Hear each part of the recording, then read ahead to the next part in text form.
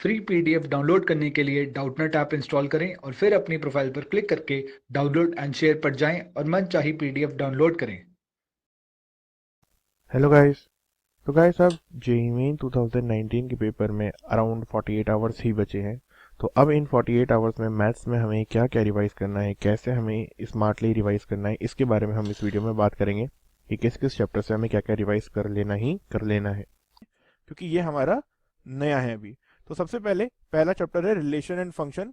तो इसमें हमारे पास में हमें जो क्वेश्चंस एक बार देख लेने जाने से पहले, वो कौन से जिसमें हमें इक्विवेलेंस रिलेशन प्रूफ करना होता है, वो वाले है ना, वो वाले क्वेश्चंस हमें जरूर देख लेने हैं।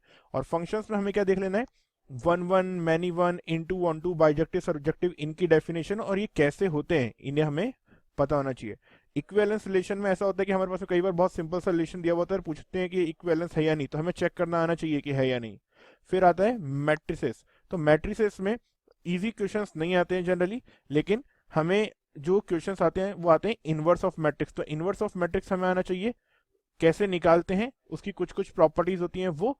और कई बार होता है कि हमारे पास में ना कुछ बहुत से सिंपल से क्वेश्चन आते हैं जिसमें जैसे हमसे यूज कर लेते हैं upper triangular matrix, lower triangular matrix, column matrix and some kind of matrix. तो वो डेफिनेशंस भी हमें पता होनी चाहिए। डिटर्मिनेंट में हमारे पास में दो टाइप के क्वेश्चन बनते हैं। वो कैसे, जो लास्ट 10 ईयर्स में आए हैं उनमें सबसे ज्यादा क्वेश्चंस आए हैं कि हमें 3 लाइंस दे दी हैं और उन 3 लाइंस के बाद में हमसे पूछा कि कितने सॉल्यूशन है, वन सॉल्यूशन है, इनफाइनाइट सॉल्यूशन है, या फिर कोई सॉल्यूशन नहीं है। ये चीजें हमसे पूछी जाती हैं। और फिर आता है कॉन्टिन्यूटी डिफरेंशियबिलिटी। तो कॉन्टिन्यूटी एंड डिफरेंशियबिलिटी में सबसे ज्यादा जो क्वेश्चन आते हैं वो आते हैं कि जैसे हमें दो फंक्शन डिफाइन कर दिया और फिर पूछते हैं कि let's say x is equal to 1 पे ये फंक्शन कॉन्टिन्यूअस है या नहीं है, डिफरेंशिएबल है या नहीं है। तो ऑप्शन दिए हुए होते हैं, हमें बताना होता है, तो वो हमें चेक करना आना चाहिए। तो ऐसे एक दो क्वेश्चन जाने से पहले एक बार देख लें। या फिर हमें किया होता है कि लेट से एफ एक्स जो है हमारे पास में वो कॉन्टिन्यूअस है एक्स इज इक्वल टू 0 पे, और ए और बी दो वेरिएबल है फंक्शन में, तो हमें उन ए और बी की वैल्यू डिटरमाइन करनी होती है। फिर एप्लीकेशन ऑफ डेरिवेटिव में क्या होता है, तो एप्लीकेशन ऑफ डेरिवेटिव में हमको लगता है कि जनरली मैक्सिमा, मिनिमा या इस टाइप के क्वेश्चन आते हैं, लेकिन जो लास्ट 10 ईयर्स में सबसे ज्यादा क्वेश्चन आए हैं वो आए हैं मीन वैल्यू थ्योरम के, मीन्स रोल्स थ्योरम और लैग्रेंज मीन वैल्यू थ्योरम। तो ये एलएमवीटी और रोल्स थ्योरम हमें अच्छे से आनी चाहिए। और क्वेश्चंस किस टाइप के आते हैं इसमें, कि जैसे हम एक फंक्शन दे दिया और बोला कि इसके मिनिमम नंबर ऑफ रूट्स कितने होंगे, तो इस टाइप के क्वेश्चंस हमें आने चाहिए। या फिर जैसे हम कोई एक फंक्शन दे देते हैं और बोलते हैं कि लेट से उसका लोकल मैक्सिमा या local minima x is equal to 0 पे है या नहीं है, इस टाइप के क्वेश्चंस आते हैं। तो ये दोनों टाइप के क्वेश्चंस एक एक आप देख लें। अब आता है हमारे पास में कुछ चैप्टर्स होंगे, जैसे बच्चों को लग रहा होगा कि मैंने डिफरेंशिएशन के बारे में नहीं बताया, तो उनके बारे में कोई फिक्स ट्रेंड नहीं है, दैट्स वाई मैं यहाँ बात नहीं कर रहा हूँ। मैं सिर्फ उन्हीं चैप्टर्स के बारे में बात कर रहा हूँ जिनमें एक फिक्स ट्रेंड है, ठीक है। तो एप्लीकेशन ऑफ इंटीग्रल में अगर हम देखेंगे तो क्या स्पेसिफिक ट्रेंड मिलता है, तो जो एप्लीकेशन ऑफ इंटीग्रल वाला हमारा पार्ट है, इसमें जो हमें एरिया वाले क्वेश्चन होते हैं, एरिया वाले, उनमें जनरली यही होता है कि एक लाइन होती है जो कर्व को किनको कट कर रही होती है, सर्कल, पैराबोला या इलिप्स या फिर एक्सपोनेंशियल कर्व।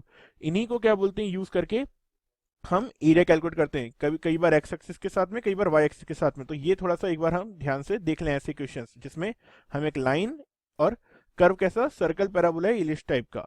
अब 3 डायमेंशनल ज्योमेट्री में कैसे क्वेश्चन आते हैं हमारे पास में, तो 3 डायमेंशनल ज्योमेट्री से आते हैं हमारे पास में, जैसे कोई 3 पॉइंट दे दिए, पूछे कि कोप्लेनर है या नहीं है ना। या फिर किसी एक पॉइंट की हमें एक प्लेन में या लाइन में मिरर इमेज निकालनी है, या फिर एक लाइन का एक प्लेन के साथ में एंगल बताना है। लेकिन ये बहुत सिंपल नहीं आता एंगल निकालना यहाँ पे, है ना। तो एंगल कैसे निकालना है कि लेट से हमें पहले प्लेन की इक्वेशन निकालनी पड़ रही है या फिर लाइन की इक्वेशन निकालनी पड़ रही है। तो इस टाइप के हमारे पास में कॉम्प्लेक्स फॉर्म में आता है क्वेश्चन। मिरर इमेज वाला सिंपल क्वेश्चन होता है, लाइन की इक्वेशन दी हुई है, पॉइंट दिया हुआ है और हमें मिरर इमेज निकालनी है। फिर उसमें स्टेटमेंट रीजन डाल देते हैं कि लेट से कि अगर वो परपेंडिकुलर होंगे तो मिरर इमेज होगी, या फिर वो इक्वल डिस्टेंस पे होंगे लाइन से तो मिरर इमेज होगी। तो वो चीजें हमें चेक करनी होती है। और जो बच्चे अभी जस्ट क्लास 12 से हैं, तो लिनियर प्रोग्रामिंग पे लास्ट के 48 आवर्स में कोई टाइम वेस्ट नहीं करना। इससे पिछले 10 साल से कोई क्वेश्चन नहीं आया है, ठीक है। अब उसके बाद देखा है हमारा टॉपिक है प्रोबेबिलिटी। एक्चुअली प्रोबेबिलिटी ऐसा चैप्टर है जिसमें हम बता नहीं सकते कैसे क्वेश्चन आते हैं, बिकॉज बहुत डाइवर्सिटी है इसके क्वेश्चंस में।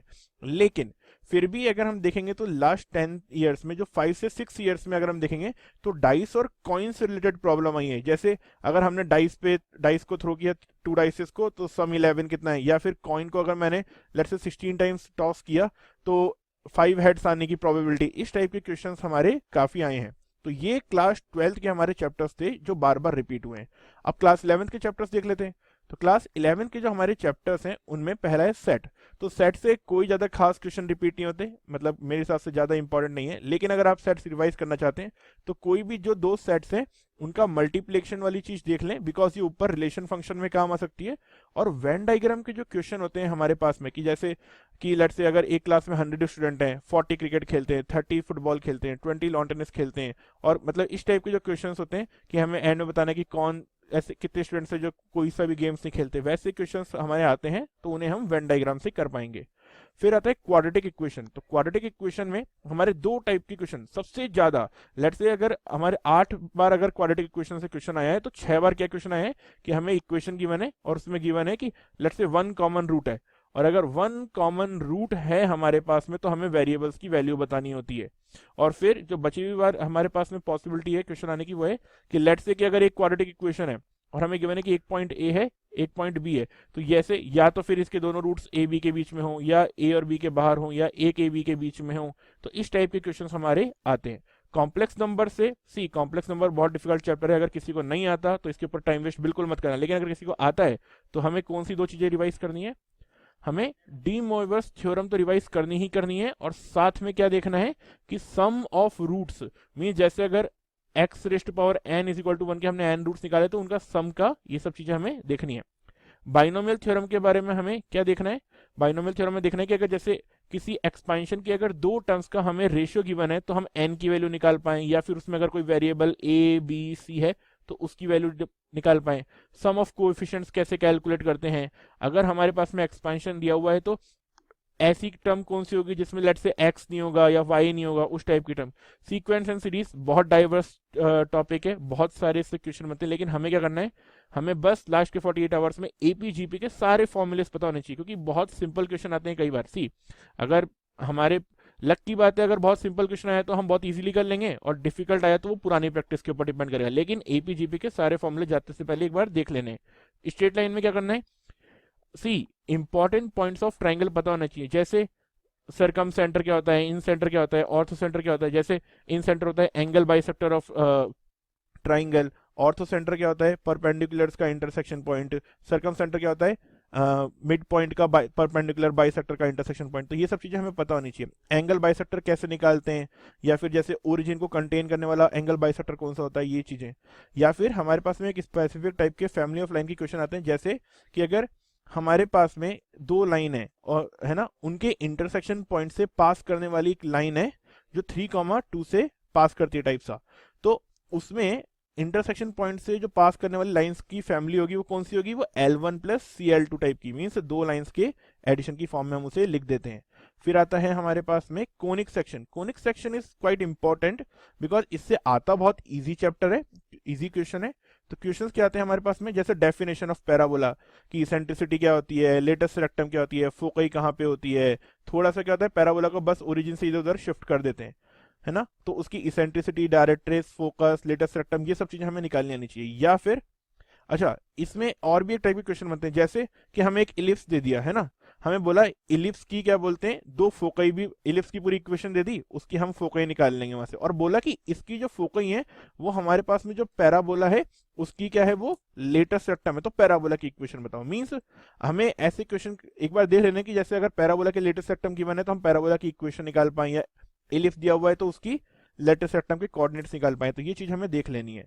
अब लिमिट्स में हमारे पास में इंपॉर्टेंट क्या है, तो लिमिट्स में सी बहुत टाइप के क्वेश्चन बनते हैं, लेकिन जो मेन इनडिटर्मिनेट फॉर्म है वो कौन सी है हमारी, वो है infinite by infinite form, 0 by 0 form, ये तो बहुत सिंपल होती है। फिर उसके बाद में है 1 रेस्ट टू पावर इनफाइनाइट, तो सी इसे कैसे करते हैं हम, e raised to power 1 fx minus 1 into G X की फॉर्म में कन्वर्ट करके करते हैं, याद है ना, 1 plus F X raised to power G X something करके लिखते हैं, तो इसको वैसे करते हैं। और infinite raised to power 0 log लेकर के फिर से वापस से क्या करना है, 0 बाय 0 फॉर्म में कन्वर्ट करके करते हैं। मैथमेटिकल रीजनिंग, सी सबसे इजी क्वेश्चन अगर किसी टॉपिक से आएगा तो वो है मैथमेटिकल रीजनिंग। इसमें क्या करना है, सिर्फ प्रीवियस ईयर के क्वेश्चंस करने हैं, ज्यादा क्वेश्चन क्यों नहीं करने हैं, क्योंकि जो नए क्वेश्चन भी आते हैं वो भी प्रीवियस ईयर्स के ही जो साइन है या सिंबल है उसी टाइप के क्वेश्चन आते हैं। ज्यादा से ज्यादा क्या करना है, एनसीईआरटी के कुछ अच्छे क्वेश्चन देख लेने। स्टैटिस्टिक्स, इससे हर साल एक क्वेश्चन, इन दोनों से हर साल एक क्वेश्चन आता ही आता है, मीन्स गारंटेड है, ये तो आएगा ही आएगा। और स्टैटिस्टिक्स से जो क्वेश्चन आता है वो क्या आता है कि लेट्स से कि अगर हमें एक सीरीज का मीन दे दिया, उसका वेरिएंस दे दिया, दूसरी सीरीज का भी मीन दे दिया, वेरिएंस दे दिया, तो इन दोनों को कंबाइन करके जो सीरीज बनेगी उसका मीन और वेरिएंस हमें बताना होगा। या फिर जो किसी, अगर मान लो कि इसका मीन वेरिएंस दिया तो किसी जो दूसरी सीरीज होगी इसमें नंबर ऑफ टर्म्स कितनी होंगी ये बतानी होंगी। तो इन सब चीजों का हमें ध्यान रखना है, ठीक है। तो प्लीज एक बार जाने से पहले, एग्जाम से पहले, इस टाइप की क्वेश्चंस को एक बार जरूर देख लें। अगर आज तक आपने नहीं देखे हैं या फिर एक बार अगर आपको जरा सा भी डाउट है तो एक बार जरूर देख लें, ये बहुत इंपॉर्टेंट क्वेश्चंस है। और जो जैसे मैथमेटिकल रीजनिंग या स्टैटिस्टिक्स के लिए तो आप जो प्रीवियस ईयर के क्वेश्चंस हैं बस वो जाते हुए एक बार तीन चार क्वेश्चंस हैं, लेट से 5-6 क्वेश्चन है, क्योंकि पिछले 5-6 साल से ही आप रीजनिंग और स्टैटिस्टिक्स आने लगा है। तो क्या करना है, सिंपल 5-6 साल के क्वेश्चन पेपर के जेई मेंस के क्वेश्चंस देख लेने। इनका लिंक मैं क्या बोलते हैं, जितने भी हमारे चैप्टर्स हैं इनके जो पिछले जेई मेंस के हमारे क्वेश्चंस आए हैं उनके क्या बोलते हैं सॉल्यूशंस का लिंक मैं डिस्क्रिप्शन में अवेलेबल करा दिया है, तो आप वहां से भी देख सकते हैं। और अगर आपके पास अगर कहीं और से कोई अवेलेबल सॉल्यूशन है तो आप वहां से भी देख सकते हैं, जैसा आपको सही लगे, ठीक है। तो 8 तारीख को जिनका पेपर है उनको all the best, do well, my all good wishes is with you, do well. अपने डाउट्स को बोलो बाय और डाउट नोट को हाय। Download app today.